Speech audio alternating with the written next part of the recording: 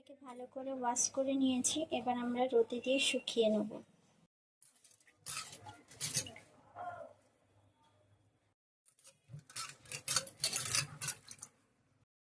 ভালো করে ওয়াশ করে নিয়েছি, এটাকে রোদে একটু শুকনো করতে দিয়ে দেবো। এখানে হচ্ছে আমি 100 গ্রাম মসুর ডাল নিয়েছি আর 50 গ্রাম মুগ ডাল নিয়েছি। এই দুটোকে একসাথে ভালো করে ওয়াশ করে রোদে শুকনো করে নেবো। এবারে এতে একটা ভালো করে দুটো মসুর ডাল ভালো করে আমি ওয়াশ করে নিয়েছি। এবার এটাকে রোদে দিয়ে দেবো, দিয়ে শুকনো করে নেবো। এখানে 150 গ্রাম আতপ চাল আছে, এটাকে ভালো করে ওয়াশ করে নেবো।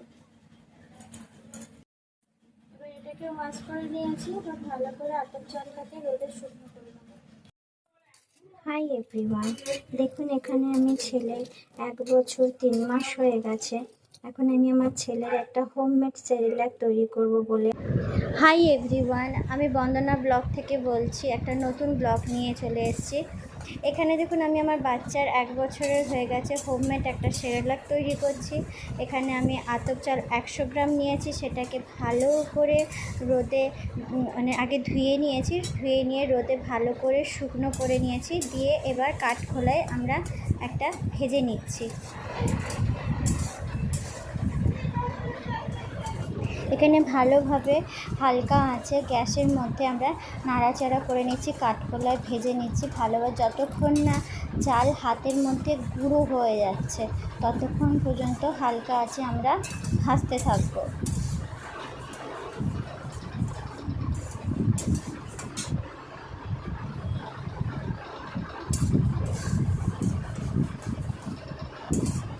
একটুও যেন স্যাঁতস্যাঁতে না থাকে, তাহলে চালটাও গোটা গোটা থেকে যাবে এবং বেশি দিন স্টোর করা যাবে না, ওটা ড্যাম ধরে যাবে।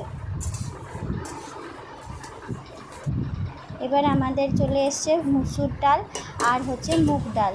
মুসুর ডাল নিয়েছি 100 গ্রাম আর মুগ ডাল নিয়েছি 50 গ্রাম। আপনারা আপনাদের পরিমাণ মতো নিয়ে নিতে পারবেন। এটাকেও ভালো করে ধুয়ে রোদে শুকনো করে নেওয়া হয়েছে, তারপরে আমরা কাঠখোলায় ভাজা শুরু করেছি।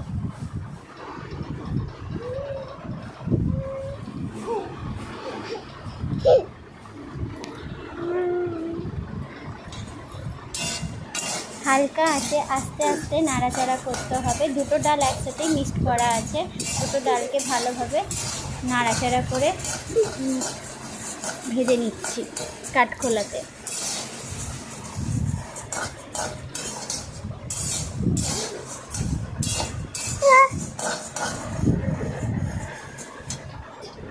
এইভাবে হালকাভাবে নাড়াচাড়া করছি আমরা, করতে করতে এটা একটু শক্ত হয়ে যাবে। শক্ত হয়ে গেলে তখন আমরা এটাকে নামিয়ে নেব।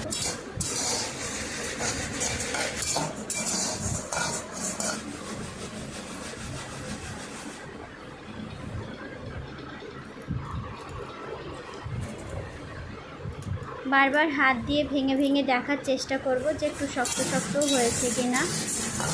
দিলে ওটাকে আলাদাভাবে আবার আমরা নামিয়ে ঠান্ডা করতে দেবো।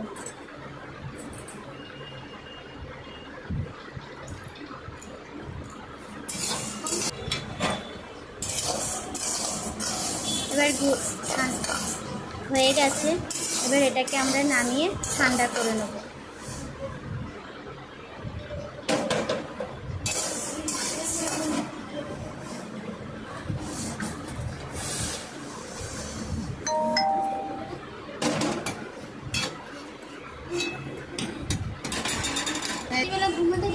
এরপরে দিয়ে দিলাম 100 গ্রাম গম, ভালো করে ধুয়ে রোদে শুকনো করে নিয়ে এবার এটাকেও কাঠখোলায় হালকা আছে আমরা ভেজে নেব।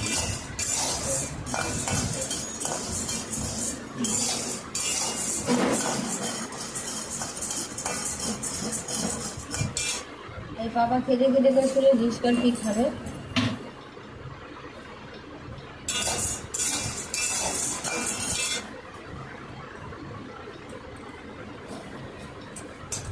ভাজার সঙ্গে সঙ্গে ওটা বোঝা যাবে, গমের মধ্যে একটা আওয়াজ হতে থাকে, গম ফাটতে থাকে, তখন আমরা বুঝতে পারবো যে হালকা আছে আমাদের গমটা ভাজা হয়ে যাচ্ছে।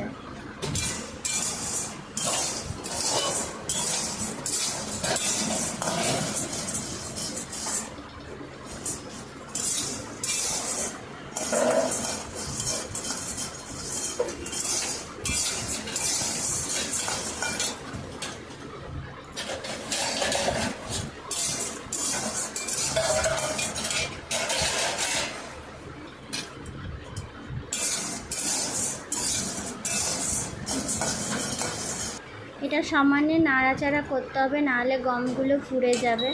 এই যে এবার ভাজা শুরু হয়ে গেছে, একটা একটা করে গম ফাটা শুরু হয়েছে এবং এটাকে নামিয়ে নেব। নিয়ে হালকা আঁচে নামিয়ে নেওয়ার পরে আমরা এটাকে ঠান্ডা করে নেব। এবারে দিলাম আমরা সয়াবিনের দানা, এটাকেও ভালোভাবে ধুয়ে রোদে শুকনো করে নিয়েছি। এটা একটু বড় আঁচে একটু ভেজে নিতে হবে প্রথম, যেহেতু দানাগুলো মোটা মোটা থাকে, তাই জন্য এটাকে একটু ভালো করে ভেজে নিতে হবে।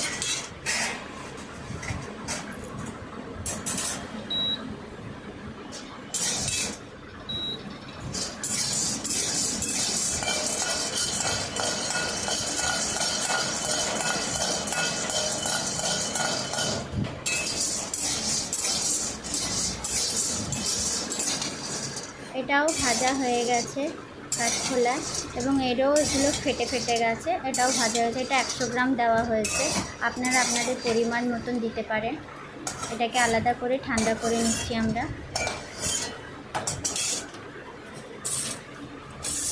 এবারে দিলাম আমরা ভুট্টা 50 গ্রাম, এটা 100 গ্রাম দেওয়া হয়নি, এটা 50 গ্রাম, যেহেতু এটা হাই প্রোটিন থাকে তাই জন্য এটাকে 50 গ্রাম দেওয়া হয়েছে। এবং এটাকেও ভালো করে ধুয়ে রোদের মধ্যে শুকনো করে নিয়ে একটু হাই ফ্লেমে ভাজা শুরু করব।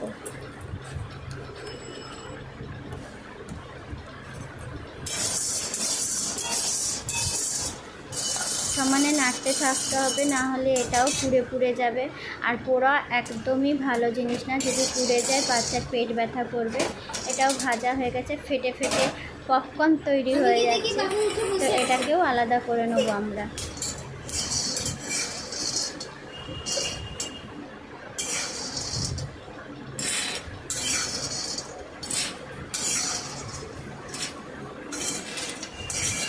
দিয়ে এগুলো সবই আমরা হালকা ঠান্ডা করে নেব। যে এগুলো এবার ঠান্ডা হয়ে গেছে, একদম মচমচে হয়ে গেছে, পোড়া একদমই রাখা যাবে না, কারণ পুড়ে গেলে পেট ব্যথা করা শুরু করবে। এবার এগুলো একসাথে করে নিয়ে সব পেস্ট করে নেব আমরা মিক্সিতে।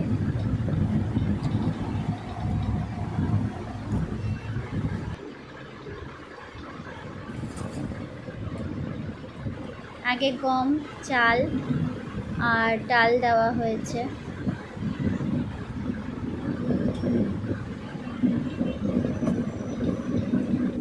এবার গমটাকে আমরা আগে পেস্ট করছি মিক্সিতে, ভালোভাবে এটাকে আগে গুঁড়ো করে নিতে হবে।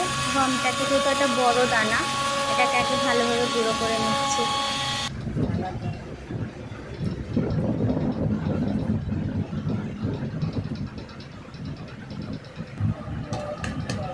এটাকে একটা আলাদা জায়গায় মিহি করে আলাদা জায়গায় করে পেস্ট করে রেখে দিলাম।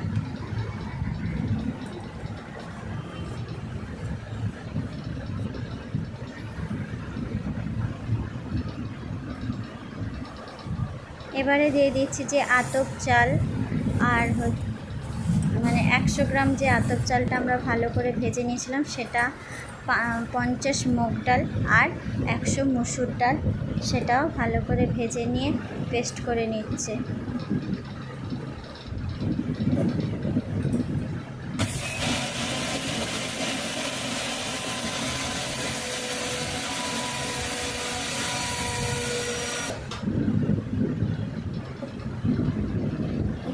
এটা বেশিক্ষণ সময় লাগে না, এটা ঝট করেই হয়ে যায় গুঁড়ো।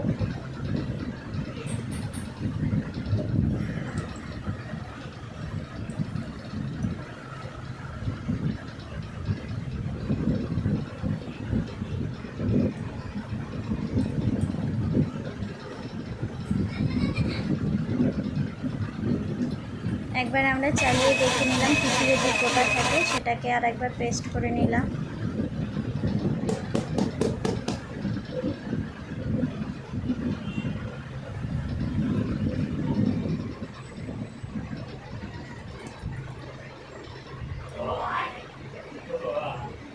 এটাকেও আলাদা করে নিচ্ছি।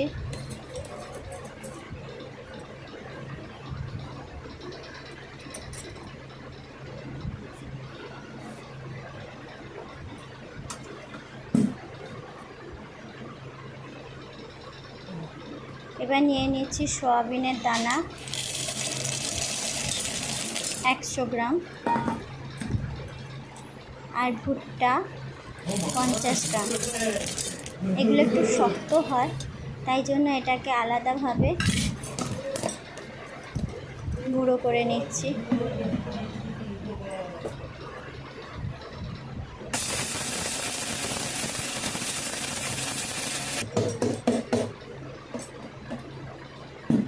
গুঁড়ো হয়ে গেছে ভালোভাবে। কিছু কিছু গোটা গোটা থেকে গেছে।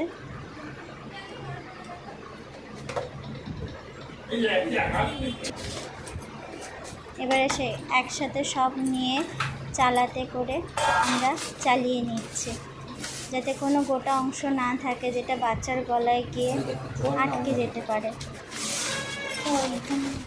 চালিয়ে নেওয়ার পরে এটাকে একটা এয়ারটাইট কন্টেনারে রেখে দেওয়া হবে। যখন বাচ্চাকে খাওয়ানো হবে এটাকে আপনারা একটু মিষ্টির সাথে হোক, একটু গুড়ের সাথে বাচ্চাকে খাওয়াটাই বেটার।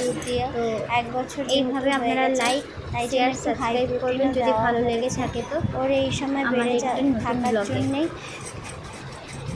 আমাদের এই সেরেল্যাক, হোমমেড সেরেল্যাকটা তৈরি করেছি। এবং চালিয়ে নেওয়ার পরে যে অবশিষ্ট অংশ যেটা থাকবে সেটাকে আরেকবার মিক্সিতে গুঁড়ো করে নেব। গুঁড়ো করে নিয়ে ওটাকেও আবার একবার চালিয়ে নেব, দিয়ে এটা একটা